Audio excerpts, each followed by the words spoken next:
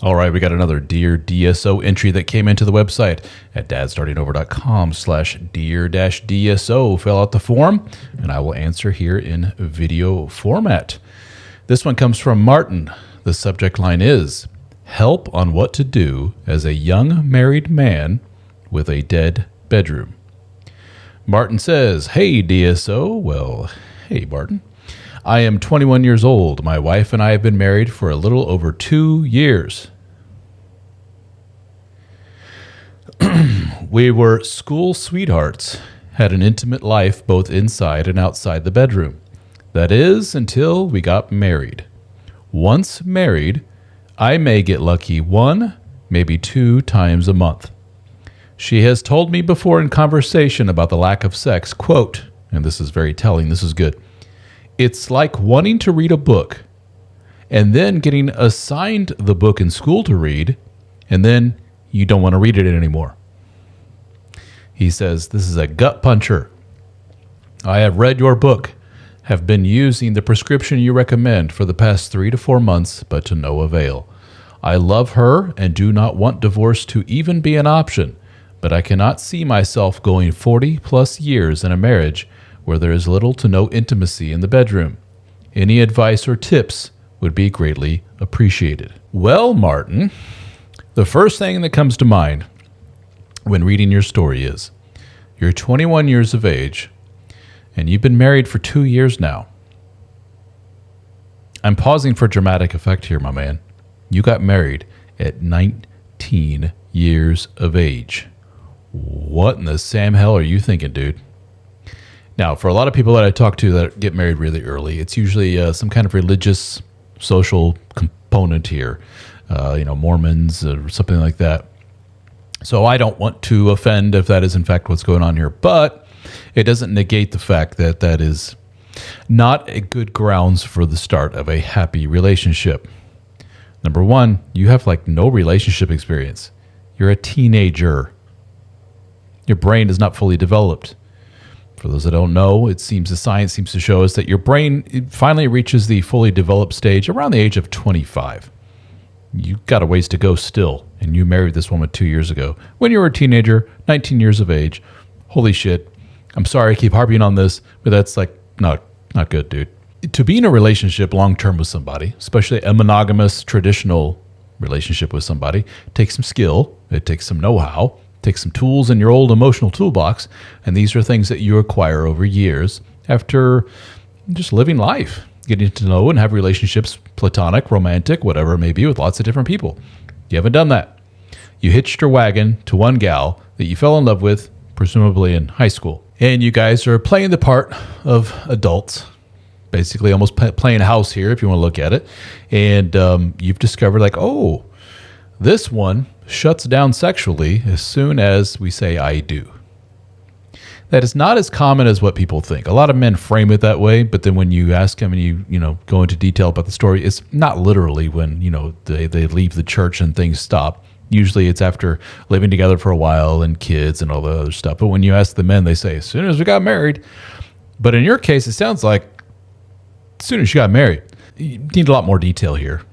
Need to talk one-on-one, hash this out, and see what's really going on here. But just looking at the facts that you give us here, dude, you guys are still so young, and you're already in a dead bedroom relationship, and it sounds like for the past 2 years you have been, since the age of 19.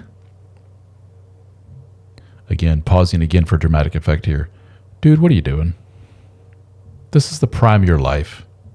You're wasting it on one human being who, in basically no uncertain terms, has told you with I got to give it to her. This is a really good analogy. She wants the thing. Now that she's got the thing, she don't want it anymore. Or in her terms, as soon as somebody said, here's your assignment, here's your husband, now do your wifely duty and go at it, make babies and all this stuff, suddenly she's like, and now suddenly all the excitement's gone.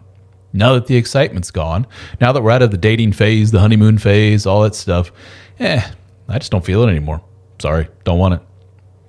And that's where you, Mr. Young Man, go, oh, shit, well, that's not good because we're supposed to be going at it like rabbits. Number one, we're really, really young. And number two, we just basically connected. We're at the early honeymoon stage of our relationship. These are two things that are supposed to work in our favor as far as sexual intimacy is concerned. And by the way, Martin, it's only downhill from there. Every counselor, anyone will tell you the same thing. The early stage is your most hypersexual, and then it peters as you go from there, and life introduces stressors of kids and jobs and life and disease and death and everything else. It all it goes down there. But you're saying, nah, it's already down there from the very beginning. Oh, and by the way, we're only 19 years of age. Nah, dude, it's no good. Sorry. You made a big oopsie. You know it. You're just too scared to part from her. 2 years of, once or twice a month, if you're lucky, yeah, you're in a dead bedroom. It's dysfunctional. It's not healthy. And it sounds like you've gone to her hat in hand, as I say, let's work on this. And she just came to you and said, the fact is that now that I got you, I don't want you.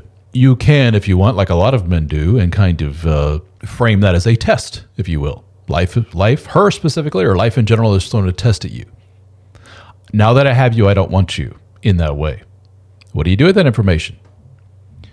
You've gone to my book and probably a lot of other material and content out there to try and figure out the formula to get this woman reignited, and it ain't working, is it?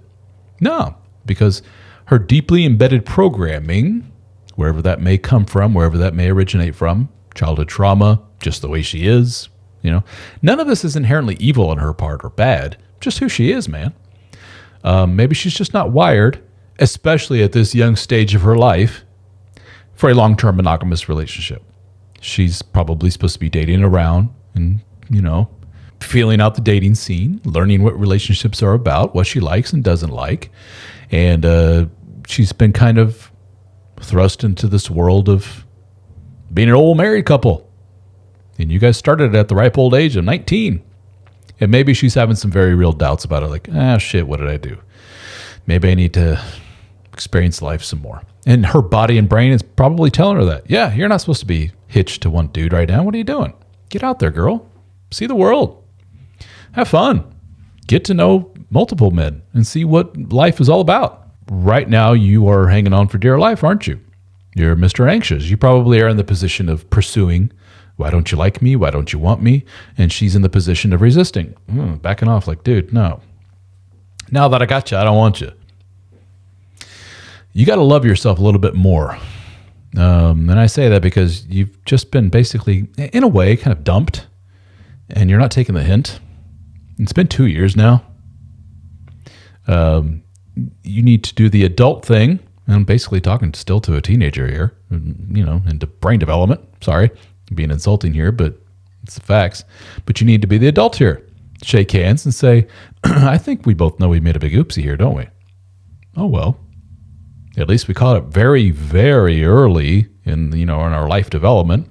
We can just smile and chuckle to ourselves and shake hands and say, remain friends, but let's go our separate ways.